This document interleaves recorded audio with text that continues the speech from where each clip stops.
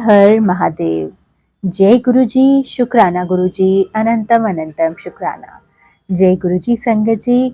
आइए गुरु जी की कृपा से हम फिर अगले अध्याय की तरफ अपना ध्यान केंद्रित करते हैं। संगत जी, मेरी आपसे हाथ जोड़कर विनती है कि अध्याय को शुरू से अंत तक बेहद ध्यानपूर्वक सुनने का प्रयत्न कीजिएगा। भले ही पाठ आपको समझ आए या ना आए, पाठ की दिव्यता आप सभी जानते हैं और वह अपना पुण्य जो उनको सुनने का होता है वो तो आपको प्राप्त हो ही जाएगा। तो आज के अध्याय में संगत जी हम जानेंगे कि शिवजी द्वारा 10वें से लेकर 28वें योगेश्वरावतारों का वर्णन। शिवजी कहते हैं, ब्राह्मण 10वें द्वापर में त्रिधामा नाम के मुनि व्यास होंगे। वे हिमालय के रमणीय शिखर पर्वोत्तम भृगु तुंग पर निवास करेंगे। वहां भी मेरे श्रुति विदित 4 पुत्र होंगे। उनके नाम होंगे भृंग, बलबंधु, नरामित्र और तपोधन। केतु श्रृंग 11वें द्वापर में जब त्रिवृत नामक व्यास होंगे, तब मैं कलयुग में गंगा द्वार में तप नाम से प्रकट होऊंगा। वहां भी मेरे लंबोदर, लक्षाम्बाक्ष, केशलंब और प्रलंब नामक 4 दृढ़ वृत्ति पुत्र होंगे।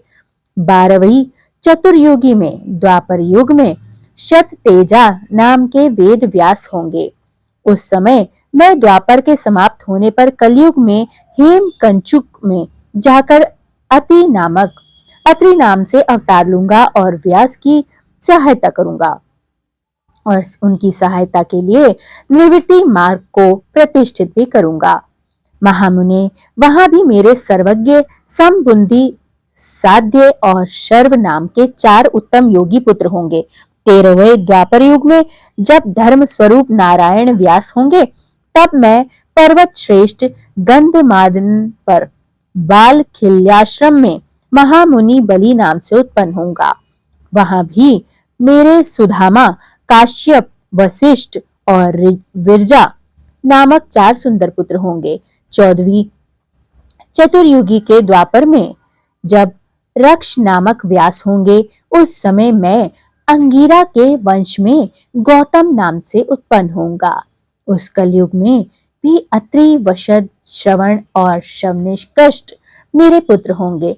15वें में द्वापर में जब त्रियारुणी व्यास होंगे, उस समय मैं हिमालय के पृष्ठ भाग से स्थित वेद शीश नामक पर्वत पर सरस्वती के उत्तर तट पर आश्रय लेकर वेद शिरा नाम से अवतार ग्रहण करूंगा। उस समय महापराक्रमी वेद शिर्म ही मेरा अस्त्र होगा। वहां भी मेरे 4 दृढ़ पराक्रमी पुत्र होंगे। उनके नाम होंगे कुणी, कुणीबाहु, कुशरीर और कुनेत्रक।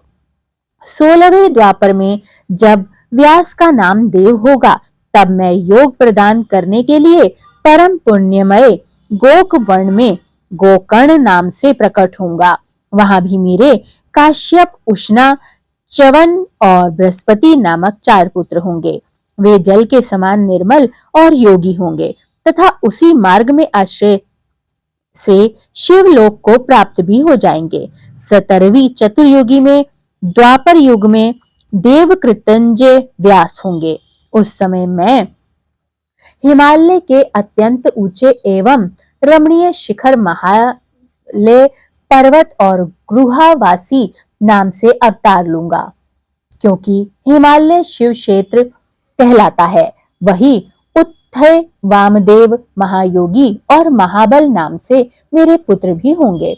18वीं चतुर्युगी के द्वापर युग में जब ऋतंजय व्यास होंगे, तब मैं हिमालय के उस सुंदर शिखर पर, जिसका नाम शिखंडी पर्वत है और जहां महान पुण्यमय सिद्ध क्षेत्र तथा सिद्धों द्वारा सेवित शिखंडी वन है, शिखंडिन नाम से उत्पन्न होऊंगा।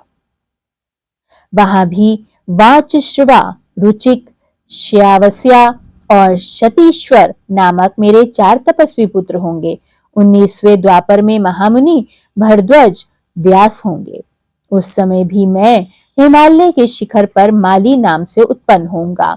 और मेरे सिर के ऊपर लंबी लंबी जटाएं होंगी। वहां भी मेरे सागर के से गंभीर स्वभाव वाले हिरण्य नामा कौशल्य लौकक्षी और प्रधीमी नाम के पुत्र होंगे। बस से 20वीं चतुर्युगी में द्वापर में होने वाले व्यास का नाम गौतम होगा। तब मैं भी हिमवान के पृष्ठ भाग में स्थित पर्वत श्रेष्ठ 28 पर जो सदा देवता मनुष्य यक्षेंद्र सिद्ध और चारणों द्वारा अधिष्ठित रहता है 28 नाम से अवतार धारण करूंगा। उस युग के मनुष्य 28 के प्रेमी होंगे। उस समय मैं उत्तम योग संपन्न 4 पुत्रों को जन्म दूंगा। उनके नाम होंगे सुमंत, वरवरी, विद्वान, कबंध और कुणिगंधर। 21वें द्वापर युग में जब वाचश्रवा नाम के व्यास होंगे तब मैं दारुक नाम से प्रकट होऊंगा, इसलिए उस शुभ स्थान का नाम दारुवन पड़ जाएगा। वहां भी मेरे पलक्ष, दारभायणी, केतुमान तथा गौतम नाम के 4 परम योगी पुत्र उत्पन्न होंगे। 22वीं चतुर्युगी के द्वापर में जब सुष्मायण नामक व्यास होंगे तब मैं भी वाराणसी पुरी में लांगली भीम नामक महामुनि के रूप में अवतरित होऊंगा। उस कलयुग में इंद्र सहित समस्त देवता मुझ हलायुधधारी शिव की स्तुति व दर्शन करेंगे। उस अवतार में भी मेरे भल्लवी, मगु, पिंग और श्वेत केतु नामक 4 परम धार्मिक पुत्र होंगे। 23वीं चतुर्युगी में जब तृणबिंदु मुनि व्यास होंगे तब मैं सुंदर कलिंजरी गिरी पर श्वेत नाम से प्रकट होऊंगा। वहां भी मेरे उशिक, बृहदश्व, देवल और कवि नाम से प्रसिद्ध 4 तपस्वी पुत्र होंगे। 24वीं चतुर्युगी में जब ऐश्वर्यशाली यक्ष व्यास होंगे उस युग में भी मैं नैमिष क्षेत्र में शूली नाम से महायोगी होकर उत्पन्न होऊंगा। उस युग में मेरे 4 तपस्वी शिष्य होंगे। उनके नाम होंगे शालिहोत्र, अग्निवेश, युनाश्व और शरदृषु। 25वें द्वापर में जब व्यास शक्ति नाम से प्रसिद्ध होंगे तब मैं भी प्रभावशाली एवं दंडधारी महायोगी के रूप में प्रकट होऊंगा। मेरा नाम मुंडीश्वर होगा। उस अवतार में भी छगल, कुंडकर्ण, कुंभांड और प्रवाहक मेरे तपस्वी शिष्य रहेंगे। 26वें द्वापर में जब व्यास का नाम पराशर होगा तब मैं भद्रवट नामक नगर में सहिष्णु नाम से अवतार ले लूंगा। उस समय भी उलूक, विद्युत, शंबुक और आश्वलायन नाम वाले 4 तपस्वी शिष्य होंगे। 27वें द्वापर में जब जातु कर्ण व्यास होंगे तब मैं भी प्रभास तीर्थ में सोम शर्मा नाम से प्रकट होऊंगा। वहां भी अक्षपाद, कुमार, उल्लुक और वत्स नाम से प्रसिद्ध मेरे 4 तपस्वी शिष्य होंगे। 28वें द्वापर में जब भगवान श्री हरि पराशर में पुत्र रूप में द्वैपायन नामक व्यास होंगे उस समय पुरुषोत्तम श्री कृष्ण अपने छठे अंश से वसुदेव के श्रेष्ठ पुत्र के रूप में उत्पन्न होकर वासुदेव कहलाएंगे। उसी समय योगात्मा में मैं भी लोगों को आश्चर्य में डालने के लिए योग माया के प्रभाव से ब्रह्मचारी का शरीर धारण करके प्रकट हो जाऊंगा। फिर शमशान भूमि के मृतक रूप से पड़े हुए अविच्छिन्न शरीरों को देखकर मैं ब्राह्मणों के हित साधन के लिए योग माया का आश्रय लेकर उनमें घुस जाऊंगा और फिर तुम्हारे तथा विष्णु के साथ मेरुगिरी के पुण्यमयी दिव्य गुहा में प्रवेश करूंगा। ब्राह्मण वहां मेरा नाम लकुली होगा। इस प्रकार मेरा यह कायावतार उत्कृष्ट सिद्ध क्षेत्र कहलाएगा और यह जब तक पृथ्वी कायम रहेगी तब तक लोक में परम विख्यात रहेंगे। उस अवतार में भी मेरे 4 तपस्वी शिष्य जरूर होंगे। उनके नाम कुशिक, गर्ग, मित्र और पौरुष्य होंगे। वे वेदों के पारागामी, उद्व्रेता, ब्राह्मण, योगी और महाश्वर के योग को प्रदान करने करके शिवलोक को चले जाएंगे। उत्तम व्रत का पालन करने वाले मुनियों, इस प्रकार परमात्मा शिव ने व्यवस्थ मनवंतर के सभी चतुर्युगियों के योगेश्वरतारों का समवत रूप से वर्णन कर दिया था। विभो 28 व्यास क्रमशः एक एक करके प्रत्येक द्वापर में होंगे और योगेश्वतार प्रत्येक कलयुग के प्रारंभ में प्रत्येक योगेश्वरावतार के साथ उनके 4 अविनाशी शिष्य भी होंगे, जो महान शिव भक्त और महा योग मार्ग में वृद्धि कराने वाले होंगे।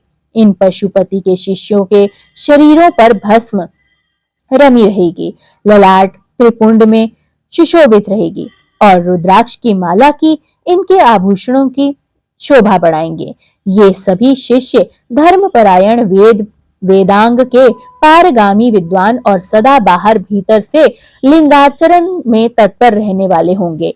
ये शिवजी में भक्ति रखकर योग पूर्वक ध्यान में निष्ठा रखने वाले और जितेंद्रिय होंगे। विद्वानों ने इनकी संख्या 112 बतलाई है।